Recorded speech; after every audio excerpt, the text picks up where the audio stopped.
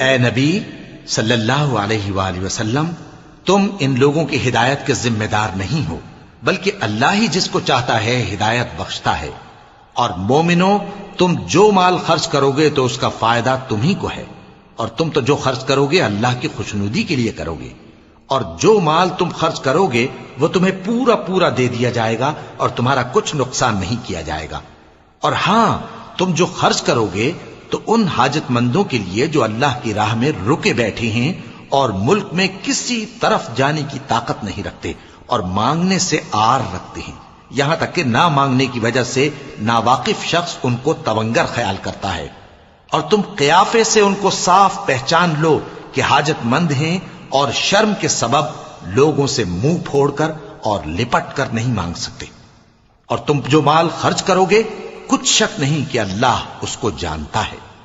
جو لوگ اپنا مال رات اور دن اور پوشیدہ اور ظاہر اللہ کی راہ میں خرچ کرتے رہتے ہیں، ان کا صلہ ان کے پروردگار کے پاس ہے، اور ان کو قیامت کے دن نہ کسی طرح کا خوف ہوگا اور نہ غم۔ جو لوگ سود کھاتے ہیں وہ قبروں سے اس طرح حواس باختہ اٹھیں گے جیسے کسی کو جن نے لپٹ کر دیوانہ بنا دیا ہو، یہ اس لیے کہ وہ کہتے ہیں کہ سودا بیچنا بھی تو نفع کے لحاظ سے ویسا ہی ہے جیسے سود لینا، حالانکہ سودے کو اللہ نے حلال کیا ہے اور سود کو حرام۔ تو جس شخص کے پاس اللہ کی نصیحت پہنچی اور وہ سود لینے سے باز آ گیا تو جو پہلے ہو چکا وہ اس کا، اور قیامت میں اس کا معاملہ اللہ کے سپرد۔ اور جو پھر لینے لگا تو ایسے لوگ دوزخی ہیں کہ ہمیشہ دوزخ میں جلتے رہیں گے۔ اللہ سود کو نابود یعنی بے برکت کرتا اور خیرات کی برکت کو بڑھاتا ہے، اور اللہ کسی ناشکر گناہگار کو دوست نہیں رکھتا۔ جو لوگ ایمان لائے اور نیک عمل کرتے اور نماز پڑھتے اور زکوٰۃ دیتے رہے، ان کو ان کے کاموں کا صلہ اللہ کے ہاں ملے گا، اور قیامت کے دن ان کو نہ کچھ خوف ہوگا اور نہ وہ غمناک ہوں گے۔ مومنو، اللہ سے ڈرو، اور اگر ایمان رکھتے ہو تو جتنا سود باقی رہ گیا ہے اس کو چھوڑ دو۔ پھر اگر ایسا نہ کرو گے تو تم اللہ اور اس کے رسول کی طرف سے اعلان جنگ سن لو، اور اگر توبہ کر لو گے اور سود چھوڑ دو گے تو تم کو اپنی اصل رقم لینے کا حق ہے، جس میں نہ اوروں کا نقصان اور نہ تمہارا نقصان۔ اور اگر قرض لینے والا تنگ دست ہو تو اسے کشائش کے حاصل ہونے تک مہلت دو، اور اگر زر قرض بخش دو تو وہ تمہارے لیے زیادہ اچھا ہے، بشرطے کہ سمجھو۔ اور اس دن سے ڈرو جبکہ تم اللہ کے حضور میں لوٹ کر جاؤ گے، اور ہر شخص اپنے اعمال کا پورا پورا بدلہ پائے گا اور کسی کو کچھ نقصان نہ ہوگا۔ مومنو، جب تم آپس میں کسی میعاد معین کے لیے قرض کا معاملہ کرنے لگو تو اس کو لکھ لیا کرو، اور لکھنے والا تم میں کسی کا نقصان نہ کرے بلکہ انصاف سے لکھے۔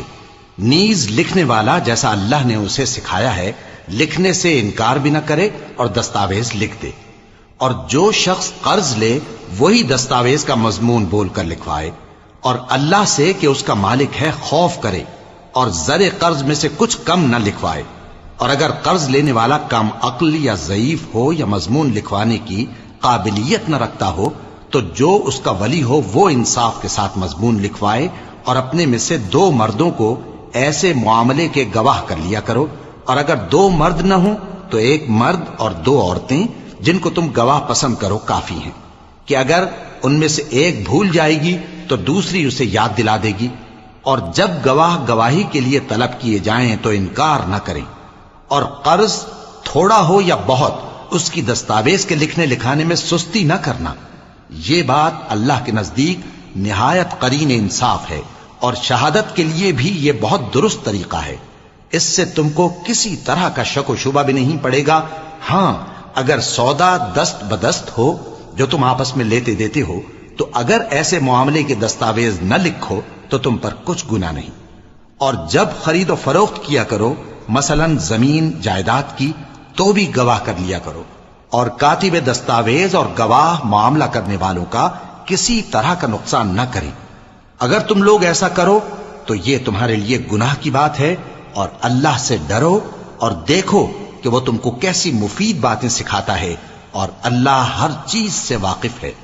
اور اگر تم سفر پر ہو اور دستاویز لکھنے والا نہ مل سکے تو کوئی چیز رہن با قبضہ رکھ کر قرض لے لو، اور اگر تم میں سے کوئی دوسرے کو امین سمجھے یعنی رہن کے بغیر قرض دے دے تو امانت دار کو چاہیے کہ صاحب امانت کی امانت ادا کر دے،